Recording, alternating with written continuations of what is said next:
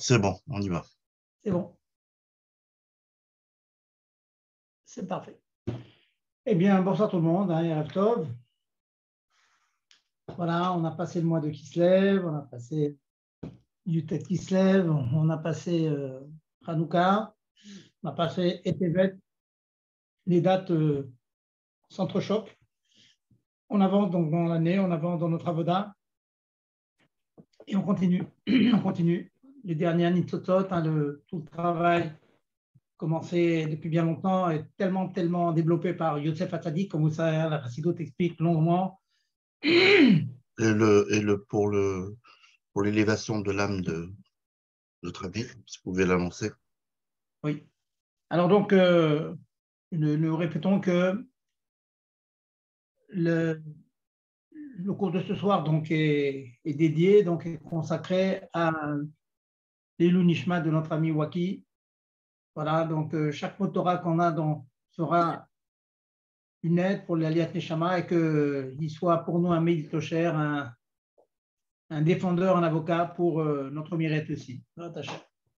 Donc nous continuons et comme j'expliquais, le projet divin qui a commencé déjà depuis la création du monde et puis en ce qui nous concerne le clan Israël par le fameux Brit de Abraham et puis dans la torpeur dans laquelle il est rentré, dans laquelle il a vu tout le développement de l'histoire juive. Et il avait prévu donc que le clan Israël serait en exil pendant 400 ans, qui a été réduit ensuite à 210 ans, comme chacun sait. Et on peut se demander à quoi cela rime. C'est quoi ce projet?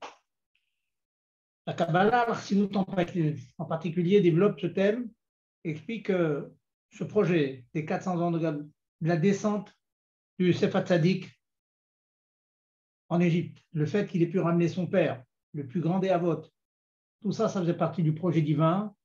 Vaillez la quête pour ramasser toutes les nitzotzot de Kedusha, toutes les étincelles qui sont dans le monde, puisque la richesse du monde s'est retrouvée en Égypte à la suite de l'aventure des vaches maigres et des vaches grasses, comme vous le savez. Toute la fortune du monde, tous les biens du monde sont trouvés en Égypte, pour qu'ensuite, après la sortie d'Égypte, ils ont ramassé toute cette fortune. Alors physique, ça a l'air d'être très gashmi, très matériel, mais non, c'est beaucoup plus profond. C'est pour accomplir le projet divin, que le clan Israël puisse amener toutes ces étincelles de Gdusha qui, comme dit la Kabbalah, viennent à la suite de Shvirat HaKelim, le mot de Olamatou, et qu'elles sont dispersées dans le monde. Et donc ce travail se continue. Ce travail de Biur Nitotot se continue. Donc cette aventure de l'avant de Yosef Hatzadik, et qui devient le Mishneh Lameler, et qu'il récolte l'ensemble de la fortune du clan d'Israël, de la fortune du monde, la richesse du monde en Égypte, ensuite pour que le clan d'Israël puisse sortir d'Égypte, c'est le projet divin. Et c'est un projet que nous continuons. Et tout le travail de la Galoute, nous explique la Chassidoute, c'est précisément Alpiniglé, d'après la Gemara, on est en Galoute. Une des raisons, c'est pour amener toutes les Neshamot et Guérim qui sont dispersés dans le monde. Mais les Neshamot des Guérim, des convertis, c'est un terme générique, c'est un terme général qui nous dit qu'on ramasse toutes les nitzotot, toutes les étincelles pures de Kedusha qui sont dans le monde. C'est notre travail. On continue ce travail.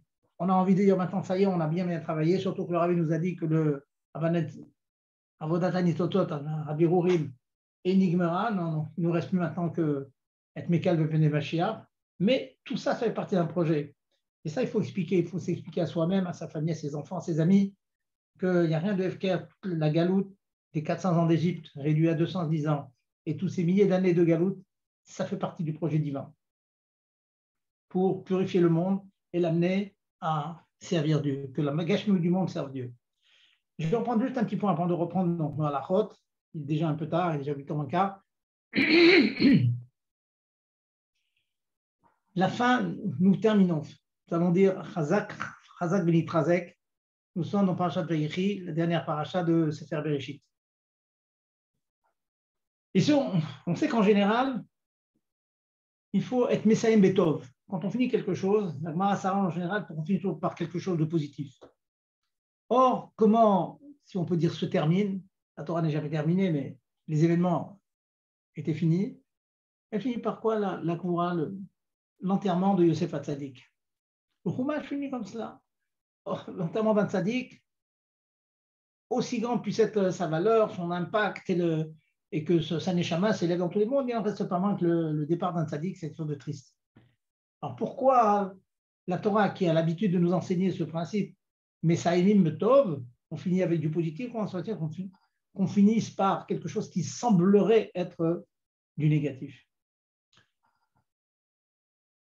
Dans une sikha, le Rabbi soulève ce thème, et pour y répondre, il apporte un Zohar, qui est ramené, c'est intéressant d'ailleurs par le Shach, le Sifte Cohen, grand commentateur du Shulchan Aruch, dans son Pérouche à la Torah, dit que la raison profonde pour laquelle Yosef Hatzadik a été enterré en Mitzrayim, alors que son père, le Bechir Avot, le plus grand des patriarches, a été tellement makpid d'être enterré en Canaan, en Eretz Israël, il a fait jurer son fils, il dit, un satani Mitzrayim, tu me feras voyager d'Égypte, tu me feras quitter l'Égypte. Donc il était extrêmement makpid, le père.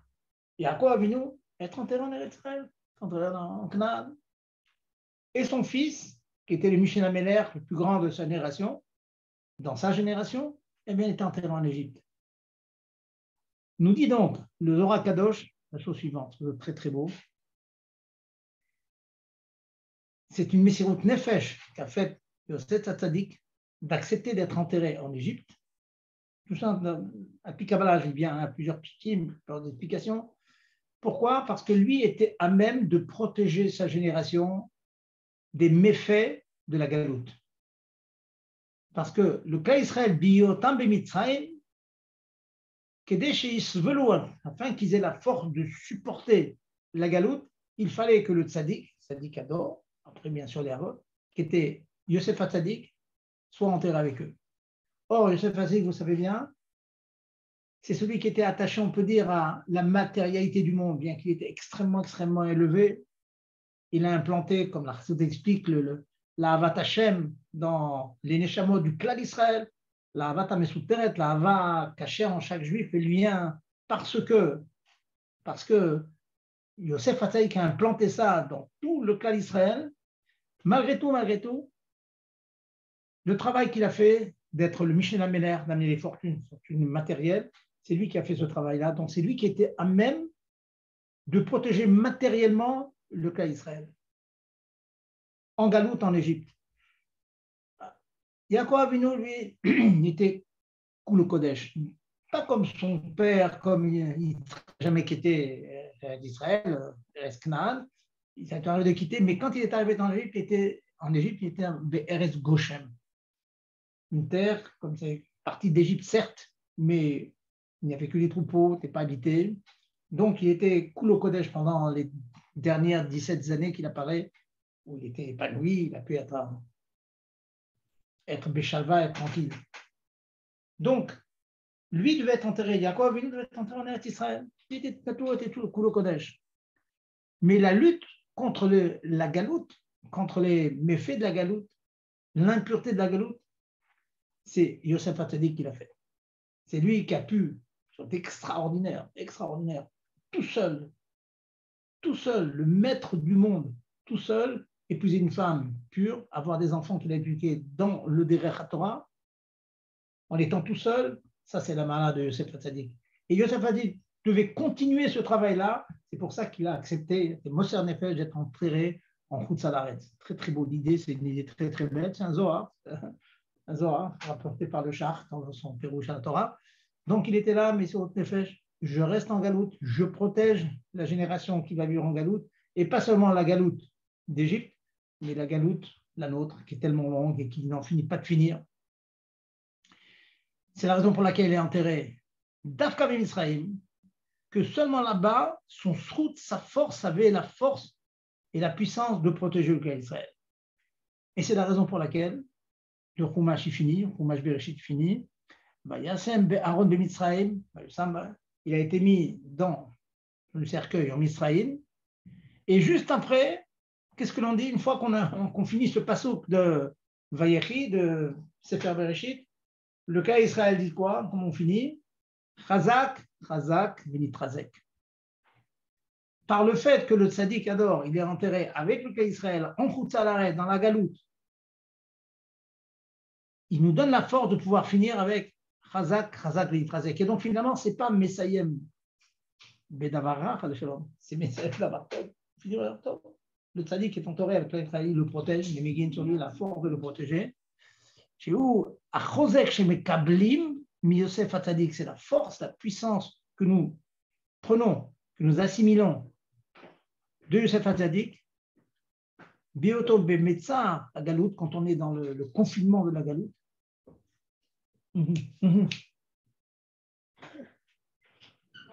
Excusez-moi, je demande de fermer la porte, il y a beaucoup de gens qui parlent. Voilà.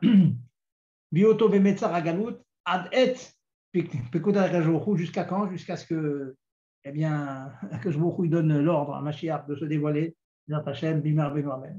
Voilà donc le point que je vais vous dire sur la paracha de Vayechi qui finit Tavartov finalement par l'enterrement de Yosef Hatzadik. Ça veut dire par cette force que les tzadikim, en étant enterrés avec le clan d'Israël, ont de protéger Magin, on nous aura dit Magin sur le clan d'Israël.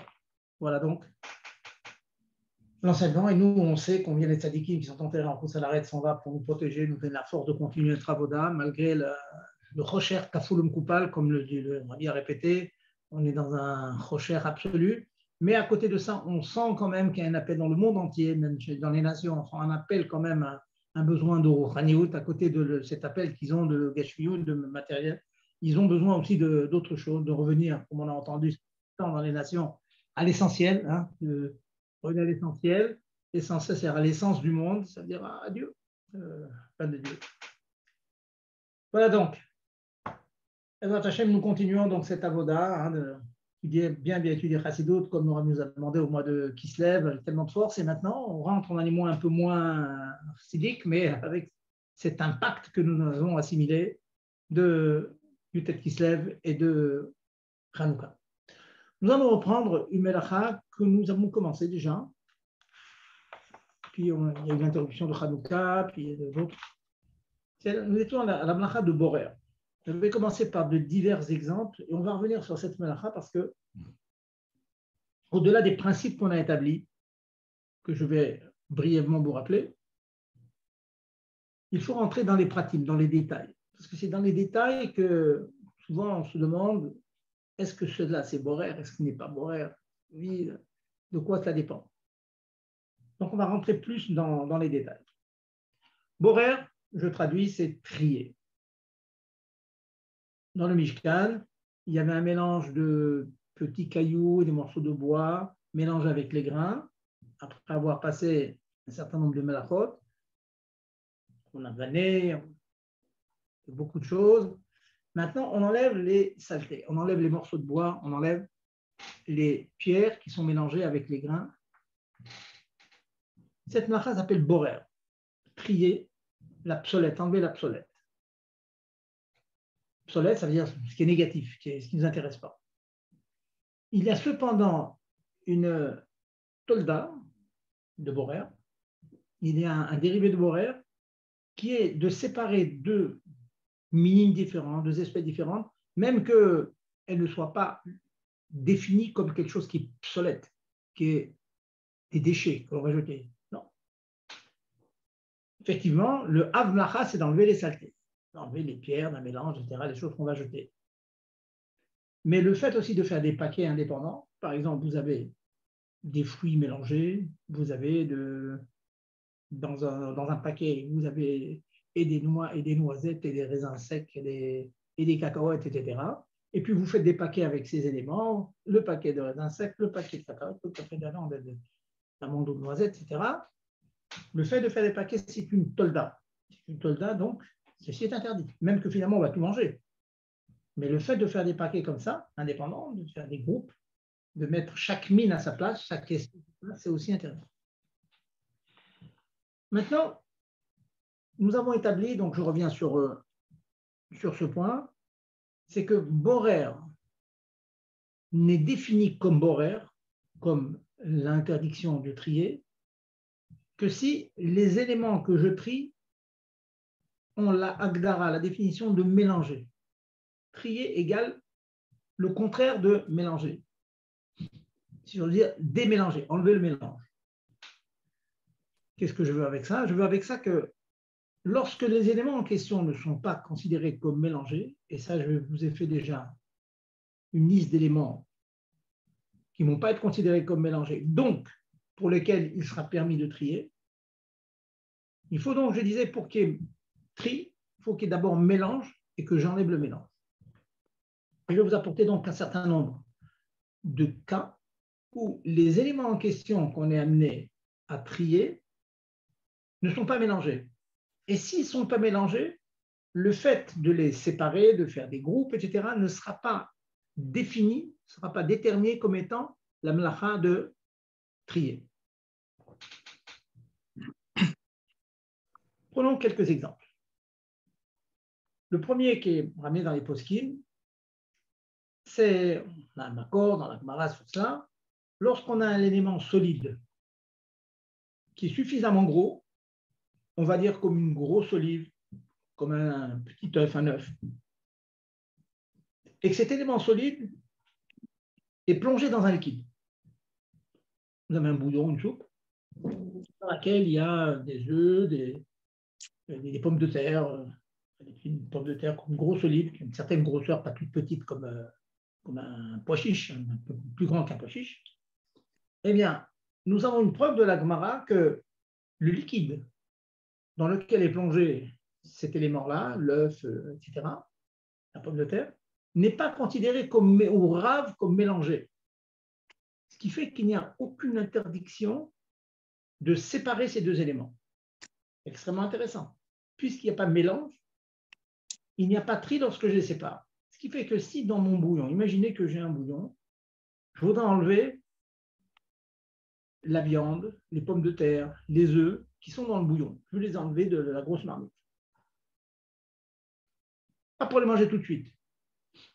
Comme je n'ai pas l'intention de les manger tout de suite, normalement, lorsqu'on enlève un élément que je ne désire pas utiliser tout de suite pour le mettre de côté, c'est borer normalement. C'est enlever l'obsolète, entre guillemets, enlever ce qui ne m'intéresse pas. Dans la mesure où ces éléments ne sont pas considérés comme mélangés avec le liquide, le fait de les enlever n'est pas borer. Et je vais aller plus loin. J'aurais même le droit d'enlever ces pommes de terre, ces œufs, etc., du bouillon avec un écumoire. Un écumoire, c'est une louche trouée. Une louche trouée, c'est un kéli de brera. Il a été conçu pour être borer, pour précisément prendre des légumes et laisser le bouillon s'échapper dans les trous. Une passoire en quelque sorte, une passoire. Or, on sait que lorsque l'on utilise un ustensile de borer, c'est interdit dans tous les cas. Même si on prenait le bon du mauvais, et même si on le faisait pour manger tout de suite, deux conditions qui permettent de borer, mais il manque la troisième condition, à savoir la condition de le faire avec la main ou un couteau ou une fourchette, mais pas avec un ustensile. Un ustensile de borer. Eh bien, vous avez le droit d'utiliser un ustensile de borer lorsque le but, c'est de séparer des éléments qui ne sont pas considérés comme mélangés. J'espère que tout le monde comprend, c'est une finesse, mais il faut attraper la finesse. Donc, c'est extrêmement intéressant. Je voudrais que du bouillon, je sais que les enfants, ils aiment bien le bouillon, on va pouvoir accéder au bouillon, on va enlever tous les légumes qui sont dans la grosse marmite. On peut prendre un écumoire, enlever tout cela. Pourtant, en faisant cela, on sépare le liquide du solide. Ce n'est pas grave. Parce que séparer du liquide du solide, quand les solides sont suffisamment gros, comme je disais, comme une grosse olive ou comme un œuf, ils ne sont pas considérés comme mélangés. Il faut faire attention parce que si vous êtes intéressé par enlever les petits pois chiches ou des petits pois, on va dire, là, c'est un problème. Si vous êtes aussi intéressé à enlever les petits pois du bouillon, le bouillon est considéré comme ourave avec le petit pois. Donc, le fait d'enlever avec un écumoire, c'est un problème. Parce que vous enlevez quelque chose que vous ne voulez pas. Et même si vous le faites dans l'intention de manger les petits pois, c'est quand même interdit parce que vous utilisez l'écumoire. L'écumoire, c'est un ustensile de borer. Vous voyez? Mais c'est extrêmement intéressant de savoir que j'ai le droit de le faire dans la mesure où les éléments ne sont pas considérés comme mélangés. Voilà, donc c'est un principe dont j'ai parlé. Il faut répéter Chazorba Bechazorba. Il faut bien assimiler ces concepts. Sachant, comme vous le savez tous, le principe que j'ai répété plusieurs fois déjà, que lorsqu'il y a effectivement mélange, on va dire petits pois, carottes, etc., des choses qui sont mélangées, et vous voulez séparer les petits pois des carottes, c'est permis de le faire, mais il faut, comme j'ai dit et redit, répondre aux 3 conditions suivantes qui sont Beyad, Miyad, Ochel mitoch absolet. Beyad, ça veut dire avec la main ou une fourchette, mais pas avec un ustensile de borer. Miyad, pour manger tout de suite, et on a dit que tout de suite, c'est la demi-heure.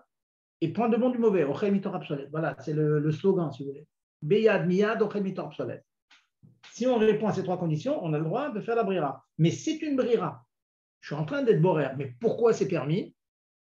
Pourquoi c'est permis? Parce que si on répond à ces 3 conditions, nos chachamim nous disent que l'acte que je fais est considéré comme un acte achila, comme ça qu'on mange. Bon, je prends. Dans mon assiette, j'ai des carottes et des petits pois. Si je prends une carotte, je la mets dans la bouche, je ne dis pas que je suis en train de trier la carotte des petits pois, je suis en train de manger.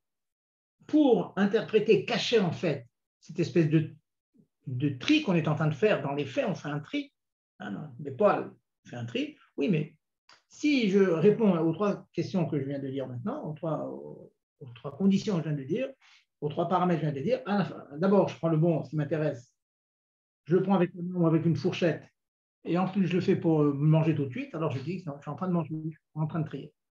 Voilà donc le deuxième principe. Premier principe, il faut une tarovette, un mélange pour se borer. Deuxième principe, quand il y a mélange, il y a quand même un moyen d'être borer, entre guillemets.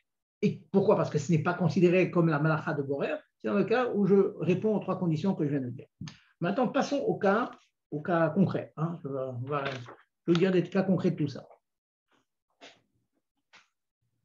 Vous avez une boîte de sardines. Vous avez une boîte de thon. Je voudrais enlever le liquide. Le liquide me dérange. J'enlève le liquide. Si j'enlève le liquide de mes sardines ou du thon en question, je suis en train d'enlever l'obsolète. Je ne suis pas en train de prendre directement. Piquer dans la boîte de thon, prendre du thon, j'ai le droit. Je prends le bon pour le manger tout de suite. Mais si maintenant je veux enlever l'huile, je suis en train d'enlever l'obsolète, le mauvais en quelque sorte. Donc ça devrait être interdit. Je n'aurais pas le droit d'enlever l'huile de la boîte de thon. Je veux la jeter l'huile, c'est huileux, c'est pas bon pour la santé non plus. Bon, je veux enlever. Eh bien, c'est pas forcément. Pas forcément. Pourquoi pas forcément? Cela va dépendre de la constitution du thon. Dans les sardines, c'est évident que ça va être permis. Sauf des cas exceptionnels, c'est de la sardine écrasée. Mais en général, dans les boîtes de sardines, la sardine est entière. La sardine est entière, elle est considérée comme un ochel qui est déjà assez gros, comme l'œuf et comme la grosse olive. Donc, la sardine n'est pas considérée comme mélangée avec l'huile qu'il y a dans la boîte. Et de même, regardez le piège. Dans une boîte de thon, il y a 2 types de thon. Il y a 2 types de boîtes. Il y a des boîtes de miettes de thon, il y a des boîtes de thon entiers, coupées en morceaux, en tranches, mais c'est vraiment une khatira. Elle n'est pas du tout en miettes, elle n'est pas émiettée. Dans la mesure où cette tranche de thon n'est pas émiettée, il y en a beaucoup, ça vaut plus cher d'ailleurs, quand le thon n'est pas émietté, eh bien le gouche, le morceau de thon, la tranche de thon qui est dans la boîte avec son huile, n'est pas considéré comme mélangé avec l'huile. Donc, il n'y a aucune restriction de jeter l'huile sans problème. J'enlève le mauvais. Pourquoi? Parce que ce n'est pas mélangé. Par contre, si j'achète une boîte de miettes de thon, les miettes de thon sont petits morceaux. Dans la mesure où elles sont en petits morceaux, elles sont considérées comme mélangées avec l'huile. Donc, le fait de jeter l'huile, d'enlever l'huile, c'est interdit. C'est interdit. Donc, il faudra faire dans ce cas-là, il faudra prendre une fourchette et prendre vos miettes de thon à la fourchette et les mettre dans votre assiette et le manger. Vous voyez? C'est des petits détails, mais très, très rachouvis. Mais il faut vraiment avoir les bases pour comprendre pour essayer ce doute-là. Et là, ça me permet de rebondir sur une halakha que tout le monde a entendu parler. c'est très fréquent. Dans un liquide, il y a une petite saleté. Dans le verre de vin, il y a un petit morceau de liège dedans, une petite saleté qui tombe dedans. Eh bien, en général, les petites saletés qui tombent dans un verre sont petites. Donc, il y a ta'arovet, qui sont considérés comme mélangés avec le liquide. S'il y a ta'arovet, c'est-à-dire mélange, il y a borer si on enlève le mauvais. Donc, quoi faire si je vais enlever le petit moustique, la mouche, la petite saleté qui est tombée dans mon verre ou dans un bouillon, un autre bouillon devant vous, et puis il y a une petite saleté, vous l'enlevez. Alors, qu'est-ce qu'on fait? J'ai eu l'occasion de vous le dire, hein. Bon, c'est une petite razara.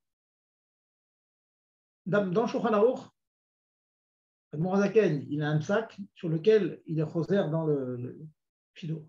Il change d'avis en quelque sorte. C'est marqué dans les poskim. Dans Shulchan Aruch, Mourazaken est posé comme c'est marqué dans le Mishnah Berurah d'ailleurs, que ce que l'on peut faire, c'est enlever la saleté avec une cuillère, bien sûr. On enlève la saleté avec du liquide. Et si on enlève avec le liquide, nous considérons qu'on n'est pas en train d'enlever la saleté, le liège, le moustique, etc. Donc on dirait qu'on est en train de couper le liquide en deux. Alors couper un liquide en deux, certes, dans une partie du liquide, il y aura une saleté, mais en fait, je ne suis pas en train d'enlever directement la saleté, je suis en train de couper le liquide en deux. Voilà. Comme ça pense de nombreux poskim. Et comme ça est posé Kadmourazaken dans son Shulchan Aruch. Mais dans le Sidour, il dit non. Il dit ne pas utiliser le éther connu, d'enlever la mouche avec un petit peu de liquide. Mais quoi faire? Prendre le verre et verser du liquide jusqu'à temps que la mouche ou la saleté s'en aille. L'idée première, bon, c'est un point de Iyun sur lequel il faut réfléchir, mais l'idée première, c'est que, Shadat Mourazaken, c'est quand on verse le liquide, qui va faire que la saleté va partir avec le liquide, mais que l'on garde dans la main le liquide qui est nettoyé, entre guillemets. En fait, c'est comme si on avait pris le bon du mauvais, on a laissé le mauvais, on a tiré le bon à soi, puisqu'on le garde dans la main. Donc c'est vrai que c'est un système, si on peut dire, une ruse en quelque sorte pour enlever la saleté, mais c'est une ruse qui est permise parce que finalement on est en train de tirer le bon et on laisse la saleté sur place, en quelque sorte. Un petit peu comme si il y avait une saleté qui flottait sur de l'eau, je mets mon doigt dessus, et puis je tire mon verre et je prends ce qui reste. En fait, le doigt empêche la saleté de venir, mais je n'ai pas enlevé la saleté directement. Bon, voilà, donc ça veut dire, chez Chabad, on a l'habitude, quand il y a une saleté dans un liquide, d'enlever la saleté en versant du liquide. Et dans le monde, beaucoup s'appuient sur le psak du Shulchan Aruch, le Mourazaken dans Shulchan Aruch et du Mishnah Berurah, qu'on peut enlever la saleté avec un peu de d'eau. Voilà donc le din classique. Je vais passer d'un exemple à l'autre. Une fois qu'on a les yesodot, il faut rentrer dans les yesodot. Question qui est souvent demandée, quand il y a des poissons, on va manger du poisson, vous avez les mêmes espèces, on va dire du saumon. Il y a des petits saumons, il y a des gros saumons. Il y a des petites sardines, des grosses sardines. Est-ce que si je suis intéressé par une petite sardine, j'aurai le droit de pousser la grosse pour prendre la petite qui m'intéresse? Quand je pousse la grosse pour prendre la petite, je suis en train d'enlever, entre guillemets, la psolette, ce qui ne m'intéresse pas. Ça, c'est interdit. On a dit qu'il faut prendre directement le bon. Eh bien non.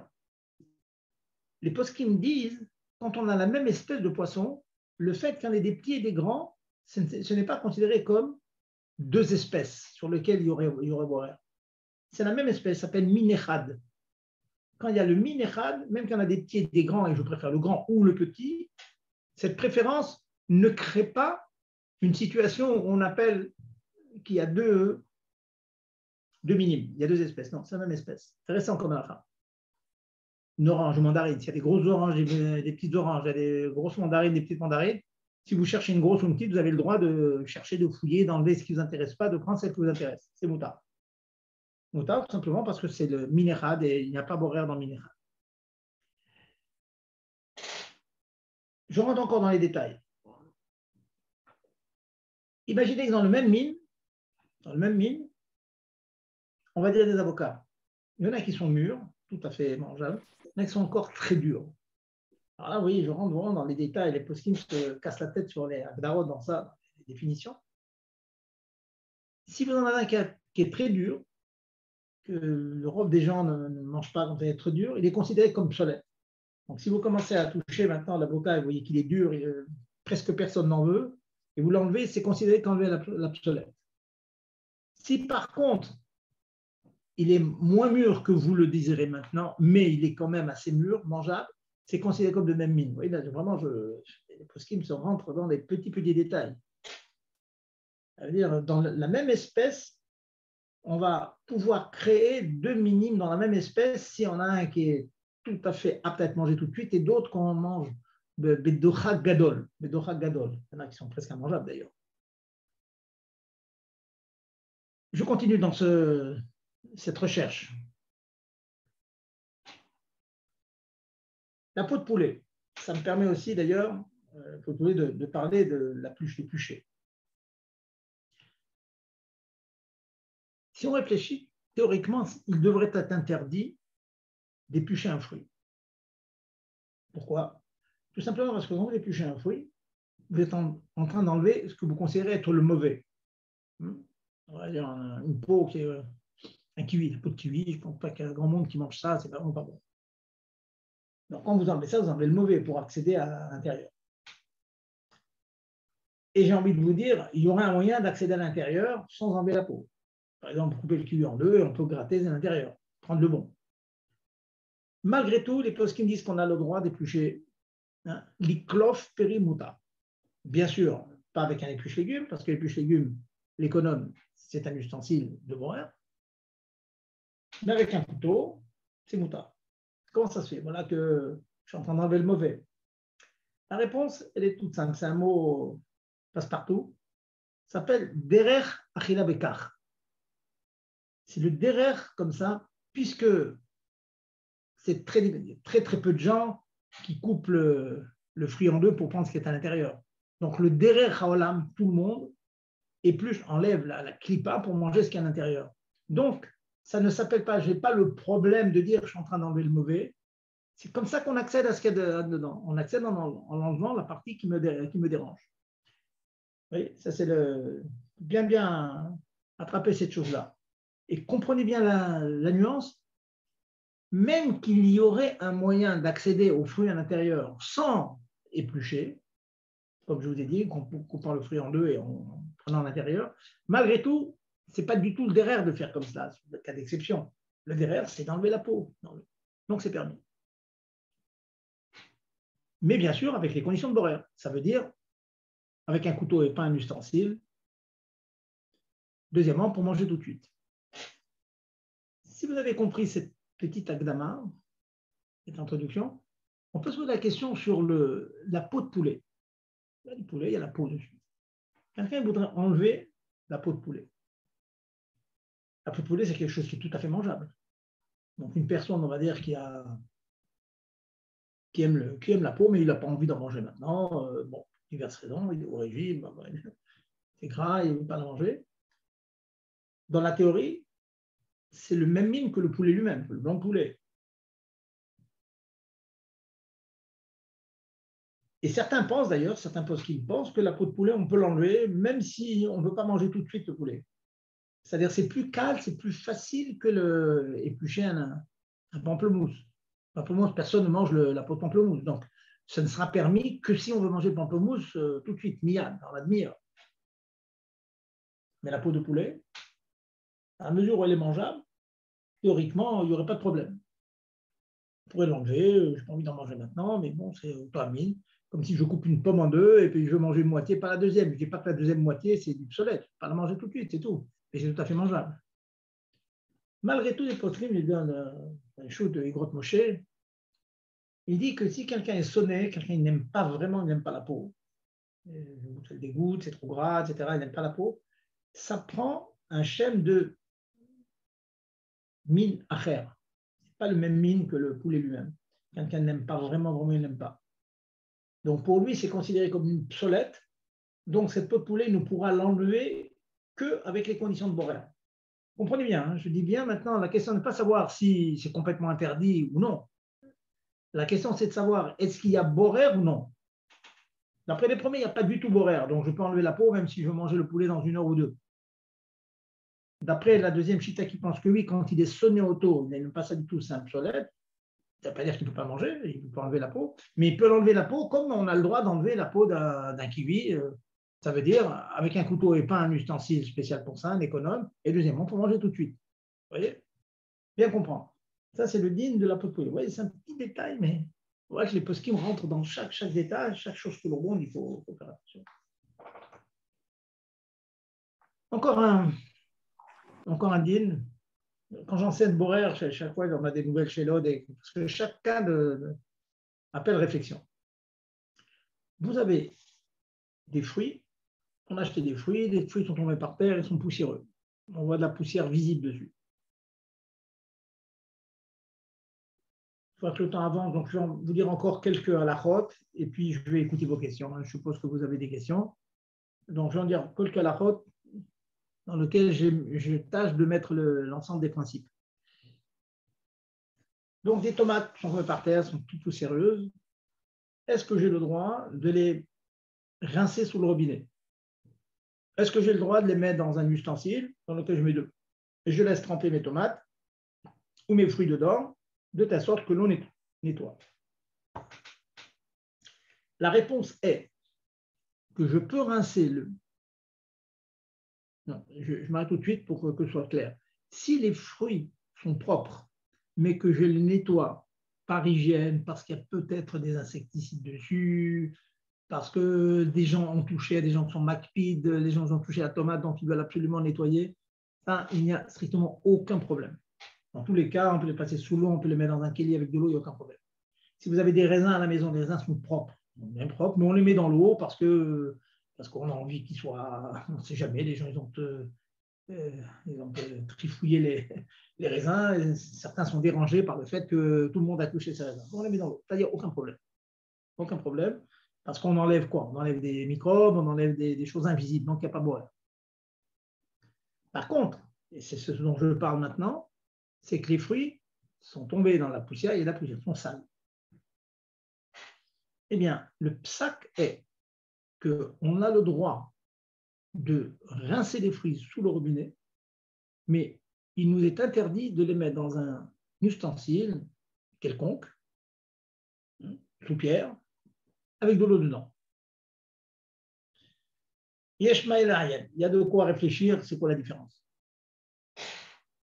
Lorsqu'on les pince, beaucoup de svarot a été donné là-dessus, beaucoup de logique, mais on considère que lorsqu'on les passe au robinet shtifas, on a des preuves, on a des preuves dans les possibles que l'ishtof, des fruits qui ont été salis, qu'on veut les rincer, on a le droit de les rincer sous l'eau. Ceci est considéré comme, en fait, certains veulent expliquer que c'est comme si on enlève la clipa. Il y a une clipa dessus, j'ai le droit d'enlever la clipa. Bon, de même, je peux enlever la clipa de fruits, je peux enlever les certificats, voilà, ça recouvre. Certains ne sont pas d'accord là-dessus, ils disent non, parce que c'est derrière, shtifa, c'est pas du tout borer, c'est nettoyer, c'est pas du tout borer. D'après ça, il faut comprendre pourquoi il serait interdit donc de mettre mes raisins tombés dans la poussière, je veux les mettre dans un ustensile avec de l'eau, c'est interdit. Une manière d'expliquer aussi, c'est que le fait que le travail de brira est fait par l'eau qui est dans le kéli, et pas je suis en train d'ouvrir l'eau du robinet et que c'est en passant un nettoie. C'est un petit peu considéré comme un ustensile de borer. Le kéli qui contient de l'eau, dans lequel je vais mettre mes tomates qui sont pleines de poussière, est un peu considéré comme si un ustensile. Or, un ustensile, on a dit que c'est toujours interdit de faire boire avec un ustensile. Donc, c'est interdit. Donc, faites très attention. Hein, parfaitement rincer les fruits salis sous le robinet, mais pas le mettre dans un ustensile. Et si vous les mettez dans un ustensile, ce que vous pouvez faire, c'est rincer d'abord ces raisins et ces tomates sous l'eau. L'eau du rinçage va enlever les saletés apparentes. Après, par hygiène, si vous voulez, vous pouvez les mettre dans une pierre avec de l'eau. Ça, c'est permis. Donc, retenez, hein, c'est une petite halakha, mais très chachou. Je ne vous cache pas que les poskim discutent beaucoup de ça. Hein, ce n'est pas l'objet. En Iyun, il y a des livres entiers très chargés qui parlent de tous ces détails.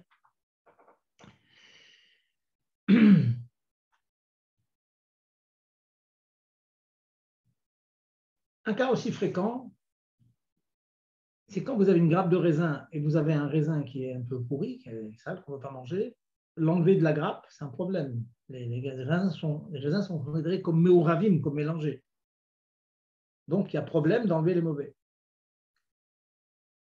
Et si vous avez un fruit qui est taché, un peu sale, un jour de rôle, on gratte un petit peu, on épluche, et puis l'endroit sale, marron, un peu, on prend un couteau, on enlève la partie. Shabbat, on peut utiliser, bien que même ça, c'est pas évident, on peut utiliser le terre d'enlever cette saleté avec du bon. On considère qu'une pomme qui aurait une partie tachée, vous enlevez, on va dire, quelques millimètres de pomme mangeable avec la saleté et vous coupez. Ce qui serait mieux encore, c'est effectivement de couper la pomme et une des parties sera tachée, donc elle sera complètement enlevée. Mais quand vous l'enlevez avec un peu de bon, avec de la pomme mangeable, ce que vous pouvez faire, et là ça sera mégalé qu'en fait, vous n'avez pas seulement enlevé le mauvais, vous avez coupé la pomme en deux, vous mangez des parties de pommes qui sont autour de la partie abîmée. C'est une moyen d'être mégalé d'arrêt qu'en fait, vous avez coupé la pomme en deux en quelque sorte. Encore un petit détail, il arrive fréquemment que lorsqu'on fait nos chalotes à la maison, on le fait sur des papiers aluminium. Et il arrive fréquemment que quand on les enlève du papier aluminium, il y a des papiers aluminium qui restent collés à la challah. On a du mal à les enlever, quelquefois il reste des parties. Sachez que certains poskim disent, je fais un Shabbat, ils disent c'est pas un vrai problème parce que bon, c'est batel par rapport à la challah, donc on peut les enlever sans problème. D'autres disent non. Ils disent que finalement, c'est comme une saleté qui est collée à. Alors bien sûr, je parle dans la mesure où je veux enlever cet papier aluminium, on va dire 1 heure avant la consommation de la challah, avoir des chalotes bien propres sur la table. Parce que si je veux l'enlever juste avant la consommation, c'est pas pire que éplucher une pomme, éplucher une orange, j'ai le droit d'enlever la pluche en quelque sorte. Donc si je l'enlève juste avant la consommation, bon, il n'y a pas de problème. Et dans la mesure où je veux le faire pas proche de la consommation pour préparer le matin, là je rentre dans un problème. Donc c'est bien d'être marmire, donc de décoller avant Shabbat ou bien de décoller juste avant la consommation. Et bien là, je vous écoute. Il y en a beaucoup d'autres, hein, mais je dis une dernière, bon, parce qu'il faut quand même que j'écoute les problèmes que vous pouvez avoir. C'est les sachets de thé. Comment faire un thé? Je ne rentre pas dans Kedish Lishi, etc. On va dire dans de l'eau qui est à peine tiède. Ce n'est pas un problème de bichoul, donc pas dans bichoul. Donc, vous avez un sachet de thé dans un Kedish Lishi ou même réveillé, un peu tiédi, il n'y a pas de problème de bichoul. A-t-on le droit d'enlever le sachet de thé comme ça de l'eau? Alors, dans le sachet de thé, il y a 2 problèmes. Il y a le sachet lui-même, l'ensemble du sachet qui est dans l'eau. L'ensemble sachet, donc je vais enlever de l'eau, je vais séparer le sachet entier de l'eau. On considère que le sachet entier est suffisamment gros pour être considéré comme non méourave, non mélangé avec l'eau. Ça veut dire enlever le sachet de l'eau, il n'y a pas borer. C'est un petit peu comme enlever la pomme de terre ou l'œuf du bouillon. Seulement, il y a un autre problème dans le sachet de thé. Certes, l'ensemble du sachet, c'est comme un œuf, on va dire. Donc, on peut le séparer de l'eau. Mais quand, très souvent, on l'enlève comme ça, il y a toujours des gouttes de thé, des gouttes d'eau, qui sont à l'intérieur du sachet et qui tombent, qui sortent du sachet et qui tombent dans votre verre. Là, on est en train d'utiliser le sachet lui-même comme une passoire. Et ça, c'est interdit. Même que nous allons dire que je suis intéressé par prendre des gouttes, je suis en train de prendre le bon, du mauvais, et en plus, l'eau, les gouttes d'eau qui sont dans le sachet, je suis en train de prendre du mauvais, et pour le boire tout de suite. Mais la troisième condition, c'est de ne pas utiliser une passoire. Or, le sachet, c'est une passoire en soi. Donc, comment résoudre le problème? On a l'habitude de considérer que le fait d'enlever votre sachet de thé avec une cuillère, étant donné que le sachet de thé est dans le creux de la cuillère, dans le liquide, donc il n'y a pas ce phénomène dont je vous parle, à savoir que les gouttes d'eau qui sont dans le sachet vont sortir de manière visible dans votre verre. Finalement, le sachet, dans son eau, il va rester dans la cuillère. On peut enlever tout cela avec la cuillère j'enlève le sachet de thé et c'est permis. Bien sûr, il y a d'autres solutions. On peut prendre le thé, laisser le sachet de thé au fond du verre. Mais si vous tenez à l'enlever, il y en a qui l'utilisent, ils font plusieurs verres avec, vous avez le droit de le faire, mais donc prenez une cuillère, une grande cuillère, pas une petite cuillère, comme ça, une grande cuillère, de sorte que le sachet soit toujours plongé dans de l'eau vraiment, et ça c'est permis. Le sachet lui-même, parce qu'il est gros, il n'est pas mélangé avec l'eau, et l'eau qu'il y a dans le sachet, elle ne va pas sortir dans la mesure où vous l'avez enlevé avec une cuillère qui est plongée, dans lequel le sachet est plongé dans l'eau. Voilà, je vous ai bien chargé de la faute de Borer. Maintenant, j'écoute vos questions. Allez-y. Bonsoir, Rav. Bonsoir. J'ai deux questions, s'il vous plaît. Si par exemple, on a des chalotes avec des tresses et des chalotes en forme de bâton, et on voudrait les tresses pour le kidouche, est-ce que ça s'appelle borer de choisir les tresses des bâtons? Alors, et elles sont vraiment mélangées, vos chalotes? Elles sont dans le même sac, dans le même… Oui, voilà, dans le même sac, on a fait des simples et on a fait des tresses. Et on n'est intéressé que par les tresses. Alors, est-ce qu'on peut pousser les autres? Enfin, est-ce que c'est borer de choisir? Oui. Bon, vous avez très bien compris que si vous voulez prendre celles qui ont des tresses, vous les prenez, il n'y a pas de problème, parce que vous prenez celles qui vous intéressent. La question, c'est que vous demandez, est-ce que j'ai le droit d'enlever celles qui ne m'intéressent pas pour prendre celles qui m'intéressent? En fait, c'est ça le problème. Oui, parce que vous avez dit mine, vous avez dit que si c'est le même mine, alors il n'y a pas de problème. Voilà, il n'y a pas de problème. Maintenant, Oui, ça s'appelle. voilà, donc vous voulez savoir si à la vérité, si on est macpide, que à tel repas ou bien, je ne sais pas, pour honorer tel invité, les tresses sont plus jolies, sont plus chabbatiques, effectivement, c'est considéré comme deux mines différents. Ce n'est pas du tout comme j'ai dit tout à l'heure, les petits poissons, les grands poissons. Ils ont des formes complètement différentes. La chéla qu'il peut y avoir, est-ce que vraiment des grosses ralottes comme ça, qui sont les unes à côté des autres, est-ce que c'est considéré comme mélangé? Il t'achète que si vos chalotes, elles sont grosses, elles ne sont pas considérées comme mélangées, même qu'elles sont dans le même sac, vous voyez. Ce n'est pas un vrai mélange. Ouais, vous n'êtes pas en train de les démélanger. En fait, vous avez choisi une. Bon, c'est un peu comme si elles sont les unes à côté des autres. Donc, dans cette mesure, ni de méli que c'est moutard. Ah, d'accord. Et une autre question, est-ce que ça s'appelle zoré si, par exemple, on a du liège dans le vin, si on souffle sur le liège pour le pousser, est-ce que ça s'appelle zoré? Si vous soufflez dessus, c'est zoré, madame. Oui. Alors, il ne faut pas souffler. Il ne faut pas souffler. Ce que vous pouvez faire, madame, c'est vous pouvez souffler sur la petite saté qui est sur le vin, mais doucement, de telle sorte que la petite saté va être juste au bord du verre, ce qui fait que vous pouvez la verser tout de suite d'un coup. Mais il faut faire attention à ne pas souffler fort, parce que si elle s'envole, on va transgresser les oreilles, effectivement. Ah, il faut qu'elle reste toujours dans le liquide, quoi, pour Voilà, que ça soit pas… c'est tant qu'elle est dans le liquide, il n'y a pas de problème, on a le droit de la faire flotter un peu dans le liquide. Ça, c'est pas zoré. C'est quand elle quitte le liquide qu'on commence à rentrer dans l'oreille. Ah, super, merci. Voilà. Autre question, allez-y. Pas de questions? On va voir, pour rire, à chaque fois, il y a des milliers de questions. Bonsoir.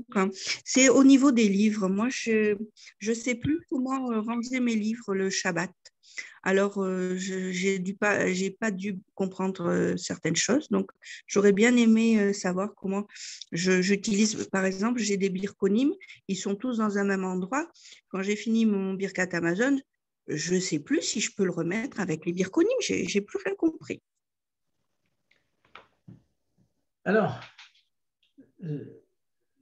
la phrase que vous me dites, il n'y a aucun problème, madame. Ah. Parce que vous avez des birkonim qui sont perpétués sur la table, vous allez tout ramasser et les remettre à leur place. C'est ça que vous dites?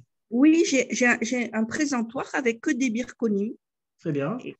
J'ai le droit de les remettre à leur place dans le birkonim. Oui, d'accord. Alors, entendons-nous. C'est que, quel est le problème qu'il y a dans les livres, madame? J'ai bien expliqué la dernière fois que pour qu'il y ait borer, il faut qu'il y ait tarovet. Donc, dans les livres, il y a, oui, un problème de borer, mais ça dépend, en général, à la yeshiva, dans un métabidrash, à la choule. Quand on a fait la tfila, vous voyez, il y a une table où les livres sont les uns sur les autres, ils sont vraiment meouravim, ils sont mélangés. Je suppose, sauf à des cas très très rares, que les birkonim ne sont pas mélangés comme ça les uns sur les autres. Chacun a son birkat Amazon à côté de lui. Donc, ils ne sont pas mélangés. Tant qu'ils ne sont pas mélangés, il n'y a aucun problème de les ranger. Ah, parfait. Si vous vous rappelez, j'avais même donné une etza, un petit conseil. Si vraiment un jour on a plein de livres comme ça, on ne sait pas trop quoi faire pour les ranger, j'avais donné une etza, un conseil, mais ça fait sourire parce que ce n'est pas évident. C'est de prendre chaque livre, lire un mot et puis le ranger. Ce qui fait comprendre le mot du mot. Lire un mot, c'est une mitzvah. Donc on prend un livre, on peut ranger. Mais il y a une autre méthode aussi. J'aime bien celle-là, hein, parce que ça vous permet de lire un petit peu comme ça, à gauche, à droite, c'est très bien.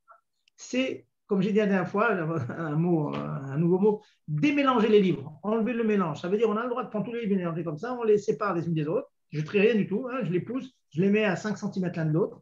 Donc, toute ma table ou mes fauteuils vont être pleins de livres comme ça, mais je les sépare. Je les ai séparés, ils ne sont plus mélangés, je peux ranger comme je veux.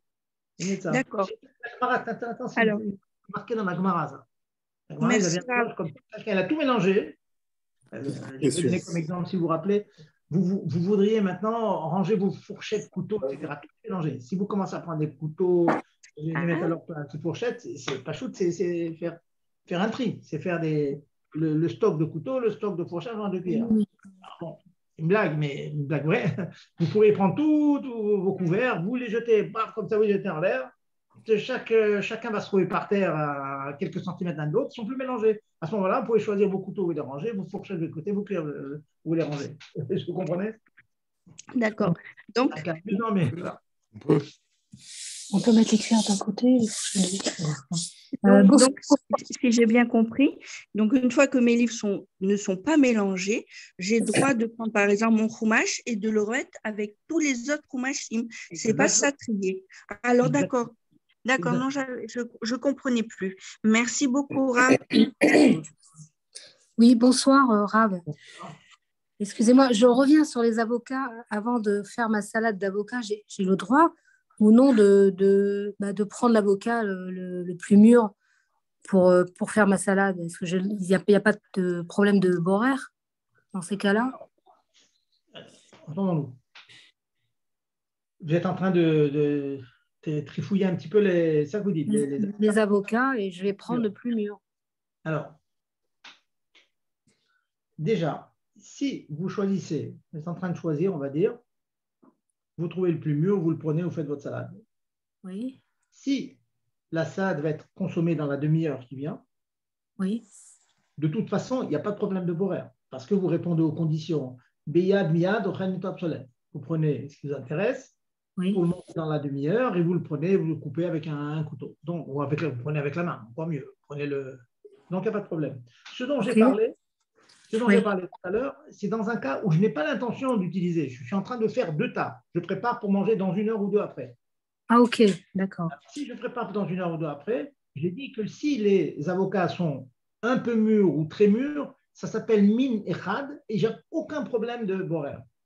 Par contre, il y en a un qui est vraiment très dur, qu'on n'a pas envie, alors là, oui, je n'ai pas le droit de l'enlever, sauf si j'utilise les trois paramètres que j'ai dit, Beyad, Miyad, Est-ce que c'est bien compris la nuance? D'accord, oui, j'ai compris, merci. Mais j'avais encore une autre question. J'ai entendu dire que le noyau d'avocat, c'était mouxé. C'est vrai ou pas? Écoutez, le noyau d'avocat, à ma connaissance, c'est mangeable par personne. Oui. C'est exactement, pour ma connaissance, à moins que vous me dites, maintenant on fait de la confiture, je ne sais quoi avec, mais à ma connaissance, on ne fait rien avec. C'est comme la coquille de noix. Une fois qu'on a, pour ceux qui mangent des noix, ou bien une noix de coco, voilà, on a pris une noix de coco, on a cassé la noix de coco, on a mangé la noix de coco dedans, et puis il reste la coquille. C'est mangeable par personne, donc c'est sûr que c'est mouxé. Il y en a plein d'autres comme ça. Vous mangez un œuf, on mange tous dans la nappe, il y a un œuf, oui. Vous prenez l'œuf, vous mangez la coquille est mouxée. Donc, vous n'avez pas le droit. Bon, attends, je vous rassure. Qu'est-ce qu'on fait dans ce cas-là quand on enlève la coquille d'œuf, quand on prend des fruits dont on doit enlever la clipa et qui n'est pas mangeable, hein. Il y en a qui sont mangeables, avec les pommes, les oranges, on fait de la confiture et tout, ils ne sont pas forcément mouxés, mais il y en a qui sont franchement mouxés. Je ne sache pas qu'on prenne des kiwis, par exemple, que je n'ai pas encore vu qu'on mange la peau de kiwi, donc c'est sûr que c'est mouxé. Dans ce cas-là, qu'est-ce qu'il faut faire? Il faut faire en sorte que tous ces pots mouxés-là vous les posez quand vous épluchez dans votre assiette. Et ensuite, Mais- quand on débarrasse la table, on a le droit de débarrasser la table dans l'assiette qui, elle, n'est pas mouxée. Et en passant, ça s'appelle tiltou minatsad. C'est un déplacement indirect pour la chose non mouxée, pour l'assiette. De toute façon, l'assiette, vous devez la débarrasser. Donc, on a le droit de débarrasser le mouxé comme ça. Et on a la main à la cuisine. Vous versez tout ça dans la poubelle. Voilà la solution. Oui, mais quand je fais ma salade d'avocat, je vais toucher le noyau et je vais le jeter. Ah non, tant que vous la touchez parce que vous êtes en train d'utiliser Ouais. le bon, pour ceux qui mangent des noix, madame, qui mangent des noix, il est évident qu'on prend la noix, on touche la coquille. Ouais, Mais ouais. tant que la noix à l'intérieur, c'est sûr que c'est pas mouxé encore. C'est une fois que je l'ai cassé, j'ai pris le fruit qu'il y a dedans, qu'elle ne sert plus à rien, auquel cas elle devient mouxée, mais avant elle n'est pas mouxée. Donc Ah, il est d'accord. clair que vous aurez même le droit d'attraper, on va dire comme ça, vous le coupez en deux, vous attrapez le noyau et vous tirez la deuxième moitié, ça n'a aucun problème. Une fois que vous avez le mouxé dans la main, bah, vous le posez à la poubelle, c'est tout. Ah, d'accord, très bien. Ok. Tant qu'elle est encore mélangée avec le fruit lui-même, elle n'est pas mouxée. Je vous donne un autre exemple. Ceux qui aiment l'os à moelle, roseau, là, qui est immangeable, même les chiens ne le mangent pas. Alors, on le touche, à l'intérieur de la moelle, on a le droit parfaitement de déplacer l'os à moelle, on prend la moelle qu'il y a dedans. C'est une fois qu'il est vide complètement, qu'il n'y a plus rien à enterrer, alors là, effectivement, il devient mouxé. D'accord, j'ai bien compris. Voilà, J'ai compris, merci Rav. je vous en prie. Rav, j'ai une question par rapport aux avocats de la dame. Est-ce qu'on a le droit de pincer chaque avocat pour voir si ils sont mûrs ou pas? On a, Parce qu'on ne on sait a pas le droit. lequel est mûr, alors on voudrait les tâter. Alors, On a le droit, il n'y a aucun problème. Les tâter comme ça, le problème va commencer si maintenant il y en a un qui est très très dur et un qui est très tendre. Alors là, vous entrez dans un problème de boraire. Mais tâter comme ça, il n'y a aucun ISO. oui, et aussi par rapport aux fourchettes, si par exemple on a un tas de mélange de fourchettes, cuillères et tout ça, si on prend un par un et on les range, est-ce que ça marche? Parce que finalement, on est intéressé par rien, on voudrait juste les ranger. Donc, on prend un par un dans la main et on les met dans le tiroir. Ça s'appelle boraire? C'est boraire, madame. C'est boraire, madame, parce que pour que ce soit permis, il faudrait que quand vous prenez, on va dire, le couteau, voilà, vous tombez sur le premier couteau, il faudrait le prendre, on veut répondre aux trois conditions. C'est miad, on va dire, pour l'utiliser tout de suite, et prendre le bon. On va dire, vous le voulez ce couteau, vous voulez le ranger, donc vous le voulez, on va dire, vous prenez le bon. Oui. Mais prendre le bon, ça veut dire le prendre pour son utilisation. Par exemple, vous allez prendre le couteau pour le mettre à côté du set de papa, de maman, des enfants. Oui. Mais si vous le prenez rien que pour le ranger, ce n'est pas une utilisation de le ranger. Oui. Mais pour que vous compreniez bien ce que je suis en train d'expliquer, je vous donne un très joli exemple que le poskim nous apporte. Le poskim dit la chose suivante. Une personne qui serait makpida d'essuyer ses couverts. Il peut essuyer. Il a un torchon comme ça. Donc, une fois qu'il a lavé ses couteaux, il ne veut pas le laisser sécher sur l'évier. Il veut les essuyer. Donc, il a le droit de prendre. J'ai le droit de prendre un couteau, mais je le prends dans un but, pas pour rien, pas pour le ranger. Je le prends pour l'essuyer. En fait, c'est un chimouche, c'est une utilisation du couteau en quelque sorte. C'est un chidouche que je dis, mais comme c'est marqué. Oui. Donc, j'ai le droit de prendre mon couteau, je l'essuie. Une fois qu'il est dans ma main, je l'ai pris avec les conditions. J'ai pris le bon du mauvais pour l'utiliser tout de suite. L'utiliser sous-entendu, ça veut dire pour l'essuyer. Et je l'ai pris avec les mains. Donc, j'ai les trois conditions de boraire, que boraire est permis. Maintenant, une fois que j'ai dans la main, je n'ai aucune obligation de le remettre dans le tas de couteaux. Une fois que j'ai dans la main, je le range dans son tiroir. Ah oui. Mais pourquoi? Alors, Parce que j'ai rusé en quelque sorte, j'ai rusé que je me suis inventé une utilisation de ce couteau, à savoir l'essuyer. Est-ce que c'est compris? j'ai très bien compris. Alors, est-ce que dans ce cas-là, si j'ai un tas d'habits qui est sur le bureau, que je n'ai pas eu le temps de ranger Erev Shabbat, j'ai le droit de prendre chaque habit, de le plier, pas sur les plis, et de le ranger et de les ranger? Je n'ai pas entendu le mot que vous dites, Anna. Qu'est-ce que... Si par exemple, j'ai un tas d'habits mélangés sur mon bureau et je n'ai pas eu le temps de le ranger Erev Shabbat, est-ce que je peux faire cette ruse? Je prends un habit par un habit, je les plie pas sur les vrais plis et je les mets dans l'armoire. Est-ce que je peux... Qu'est-ce que vous faites avec avant de les mettre dans l'armoire? Je les plie, mais d'une façon moutarde, pas sur les vrais plis, et après je le mets dans l'armoire. Est-ce que c'est une ruse pour ranger mes affaires. C'est un problème, ça. C'est un problème. D'abord, vous savez que plier, c'est pas évident. Hein. Il faut les conditions particulières et tout. Oui. C'est des conditions particulières. Donc, en général, on ne fait pas ça. Parce que ce dont j'ai parlé tout à l'heure pour les ustensiles, c'est qu'en général, Birla, vous aurez pu me poser la question qui me permet d'essuyer pourquoi je me fatigue maintenant à essuyer ma vaisselle? Il faut la laisser. Donc, en général, si on a la permission Birlal de sécher la vaisselle, c'est parce qu'on a l'intention pendant ce Shabbat de la réutiliser. Mais quelqu'un qui ne fait rien pour la sécher, c'est problématique. C'est une achana pour après. Ah oui. Ah, Voyez. super. Ah, d'accord. C'est ça le chidouch. Merci. Voilà. Moi, j'aurais peut-être, bonsoir, Rab, j'aurais peut-être une question, je vais m'excuser, je n'ai pas peut-être tout suivi pour les couverts, par rapport au fait que on a ramené les couverts, les assiettes à la cuisine dans le bac, et que pour le Tsorer Mekomo, voilà, je rince, et pour avoir plus de place, je suis obligé de les empiler par catégorie. Donc, est-ce que les empiler, c'est-à-dire les assiettes creuses ensemble, les assiettes plates ensemble, est-ce que c'est aussi appelé trier? Vous m'avez dit que d'abord vous les passez, vous les rincez avant, c'est ça? Oui, parce que bon, elles arrivent sales. Quand ça a été débarrassé, là, on met tout en vrac dans l'évier, mais après, on a besoin de la place de l'évier pour les prochaines qui arrivent. Ce que je fais, c'est que je rince, et puis pour faire une pile et gagner de la place, je mets les plates ensemble, les creuses ensemble, et voilà, je fais une seule pile. Oui, effectivement. Imaginons que vous n'allez pas les rincer et qu'ils soient vraiment mélangés. Hein. Oui. Évident. En général, les assiettes ne sont pas forcément bien mélangées, mais disons qu'ils sont vraiment au fond de l'évier, ils sont tous mélangés.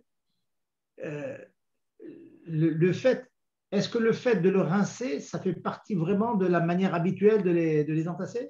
C'est important de les... Est-ce que je veux dire, donc, pour les entasser, c'est comme ça que ça marche. Vous le prenez pour...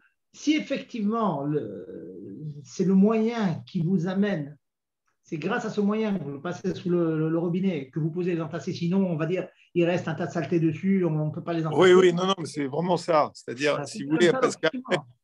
C'est comme ça. Donc, ça veut dire pour les entasser, donc vous le prenez un par un, vous les passez sous l'eau. Et ça, voilà. Vous êtes obligé de le faire pour les entasser. Auquel cas, une fois qu'on l'a dans la main, effectivement, je le mets de côté. Et chaque assiette creuse, il ira dans le tas des assiettes creuses, ainsi de suite. Mais parce que je me suis inventé un chimouche réel de rincer un peu pour pouvoir les entasser. Oui, ça marche ça aussi. Oui, tout à fait. Non, c'est lié. Parce qu'on ne peut pas entaler on ne peut pas mettre l'une sur l'autre si elles sont sales. Vraiment. Oui, effectivement. Donc, vous avez trouvé un chimouche. Bon. Oui, je crois qu'on vous avait posé aussi la question à un moment donné. À chaque fois, il faut réfléchir. Oui. Je crois, ou alors, je pense qu'une femme, elle peut être amenée aussi à vouloir, plutôt qu'en faire une pile, le mettre directement dans le lave-vaisselle. Est-ce qu'on a le droit de faire ça? Il ne faut pas les ranger dans le lave-vaisselle, chacune à sa place, parce que c'est une achana pour après Shabbat, mais utiliser le lave-vaisselle comme, j'allais dire, garde-manger. Ouais. Ah oui, on l'entasse là-bas pour dégager un peu la cuisine. Et après Shabbat, on les met chacune à sa place. Oui. D'accord, c'est compris, merci. Voilà, on a fait encore un tour sur les trois de Boré. Vous voyez, hein, Chazorba, à chaque fois, à chaque détail, il faut réfléchir à chaque détail. Si je vous en trouve encore comme ça, des Hidushim, hein, qu'on n'a pas l'habitude de faire attention, je vous apporterai ça à Tachem la semaine prochaine. Et sinon, Tachem, on va continuer dans les Mlachot. Il me reste 2 minutes là. Notre cher Gérard, il m'a posé une question cette semaine. Dont j'ai parlé, mais bon, apparemment on oublie à chaque fois, c'est la bracha sur le pain perdu. Alors j'en profite, on va finir avec une bonne nourriture qui s'appelle le pain perdu. Le pain perdu, c'est du pain donc on a normal, fait au four, et puis il a durci et tout, donc on le récupère, on le fait cuire, certains à l'eau, mais en général c'est à l'huile, on fait frire, et puis on met du miel, des sucreries, etc. dedans. Donc c'est du pain qui a subi l'épreuve du four, qu'on appelle afia, et ensuite bichour ou bien tigoun. Tigoun, ça veut dire frire à l'huile. Bien, sachez que la bracha, le fait que le pain et été recuit dans l'huile, ne lui fait pas perdre sa bracha de pain. Ça ne devient pas du gâteau, du jour du pain. Le cas d'exception, c'est si tous les morceaux en question, tous les morceaux, ils sont tout petits, ils font moins d'un kazaït. Moins de cubes de 3 cm sur 3 cm sur 3 cm, tout petit morceau. Mais vous avez une... Il y a un lien de séfarade ou pas séfarade? Il n'y a aucune différence de Sfarad Ashkenaz. C'est un siman kouf, samachet dans le Shulchan Aruch. C'est Mechaber Rama pareil, Mazaken pareil. Personne qui collecte sur ça dans le Shulchan Aruch, je parle. Dans les poskim, je sais pas, il y a Rabbi Notav, bon, il y a beaucoup de poskim dans sur ça. Mais le Shulchan Aruch, c'est celui qui fait mésonote sur une tranche de pain perdu, il se trompe. Bien sûr, le morceau, il est plus d'un kazaït, hein, mais c'est une tranche de pain. Je vous rassure, j'en ai pas mangé, Rav. Je vous rassure. J'étais vraiment très énervé, mais je vous ai écouté. Il fallait faire moti. C'est tout. Il fallait faire moti. Voilà. Alors, je vous dis bonsoir et encore une fois. Bonsoir, Razak. Merci. On s'accroche, on continue à apprendre. Adbiata, mes chers. Razak. Bonsoir. Cher Koar. Quoi tout.